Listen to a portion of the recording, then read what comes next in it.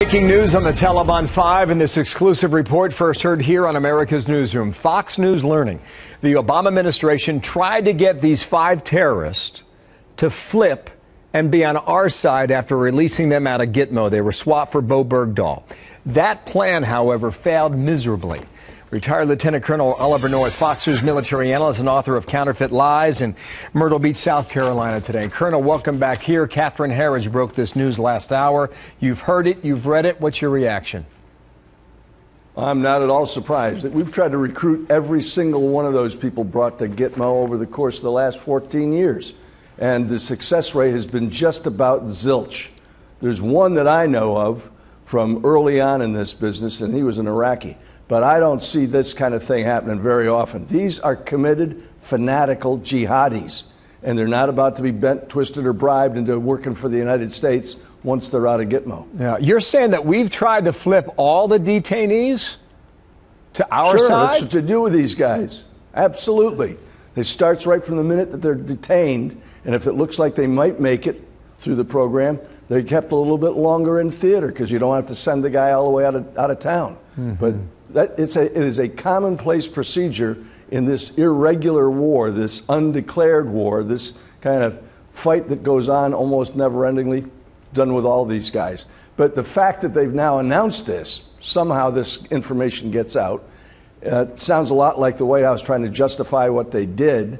The bottom line of it is those guys are probably dead men walking right now because their pals back there in Pakistan and along the Af-Pak border aren't going to take kindly to the prospect that that the attempt was made, much less that some of them might actually have done it. Wow. I want to show you some Fox polling, too, about the battle on ISIS.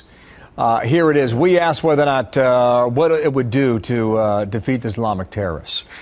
66% say do whatever it takes. Another one is Obama prepared to do whatever it takes to defeat them. 53% say no. What about that number, Colonel? Here's the short form. The American people are obviously frustrated with the lack of leadership coming from Washington. Here's what has to happen in order for the West to claim victory in this. And it's not going to be a guarantee, but doing these 5 things will help. Number 1, stop playing games with the Kurds. Arm them directly. They've even formed a Christian brigade of the Peshmerga. So they've got to take arms directly from the United States. And you can start putting some more advisors up north, not just down south, because the guys down in Baghdad aren't going to do anything with it anyway. Second, put some real air assets on the ground. I'm talking about air from a carrier battle group in the Med, more intelligence, surveillance, and reconnaissance, search and rescue in Jordan, and start doing an air campaign. Bill, they're proud of the fact that they're doing 50 strikes a week. We used to do 1,000 a day when I was out there in Ramadi. 1,000 a day were being done. Number 3, forward air controllers and advisors right down at the brigade level. They've got to have it. It won't work without them. Number 4, we ought to be doing everything possible to encourage and logistically support the Egyptians, the Saudis, the United Arab Emirates, and the Jordanians going in through Jordan to secure the Euphrates River Valley, which means Anbar province. And finally, there can be no safe haven, Bill. What we've done is essentially declared Syria off limits for attacking the safe havens that make ISIS what it is. And the last one, here's something not to do.